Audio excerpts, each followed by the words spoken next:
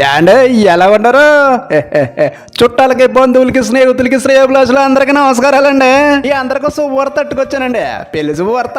ఓ పాల సేవిడి పడారనుకోండి, వివరాలని చెప్పేస్తానండి బ్రహ్మాండంగా. గౌరీ గాళ్ళ వాళ్ళ ఇంట్లో పెళ్లికి మీ అందరినీ ప్రేమపూర్వకంగా ఆహ్వానించేస్తున్నానండి.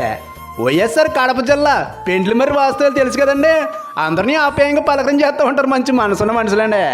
గౌరీగాళ్ళ గంగులయ్య గారు శ్రీమతి గంగాదేవి దంపతుల జ్యేష్ఠ కుమారుడు పెళ్ళండి. పేరు జగదీష్. చూసారా ఈ అబ్బాయి మంచి మనసున్నాడు, సొగసనుడు అండి. పెళ్ళి అనగానే తెగ సిగ్గుపడిపోతున్నాడు ఫోటోల్లోను. పెళ్ళి అనగా మాత్రం సిగ్గుంటుందండి. అంటారా?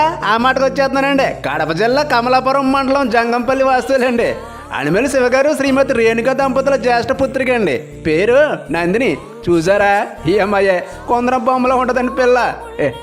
ఏమండో ఏ మాటగా మాటనండి జంటను చూసారా? చూడవచ్చుగా చిలక గొర్రెకల్లా కలకలాడిపోతున్నారు ఫోటోలోనా.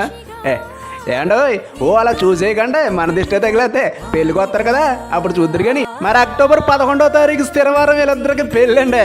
ఉదయం 8 గంటల నుంచి 9 గంటలలోగా అండి. బ్రహ్మాండమైన దివ్యమైన ముహూర్తం అండి. మర్చిపోకండి. మరి పెళ్ళి ఎక్కడంటారా? పెండ్లి మరి గ్రామంలో మన ఇంటికాడేనండి. మరి అన్నింటికంటే ముఖ్యమైందండి, మన అందరికంత ఇష్టమైందండి పెళ్లి భోజనాలు. ఎప్పుడో చెప్పేయమంటారా? పెళ్లి అయిన అనంతరమేనండి కళ్యాణ వేదిక వద్ద వచ్చారనుకోండి, నావకాయ పిండి వంటలు 4 రకాల కూరలతోటి అదర కొట్టేస్తారండి మన వాళ్ళు భోజనాలు. ప్రేమ పెద్ద వడ్డిచ్చేస్తారండి. మరి పెళ్లి కవర్లన్నీ అందేసుకున్నారు కదండి. ఇంకేమాత్రం ఆలస్యం చేయకుండా 11వ తారీఖు మన వాళ్ళ ఇంటికి పెళ్లికి వచ్చేయాలండి. మర్చిపోకండి. మరీ చెప్తున్నామండి. మీరు రాలేదనుకోండి బ్యాంక్ కట్టేసుకుంటామండి. ఉంటానండి. ఇంకా చాలా పెళ్లి కూరలు చెప్పాలి. మరి ఏమండో పెళ్లి 11వ తారీఖున కాబట్టి 10వ తారీఖు నైటే మన ఇంటికి వచ్చేయాలి మీరు అందరూ. మర్చిపోకండి.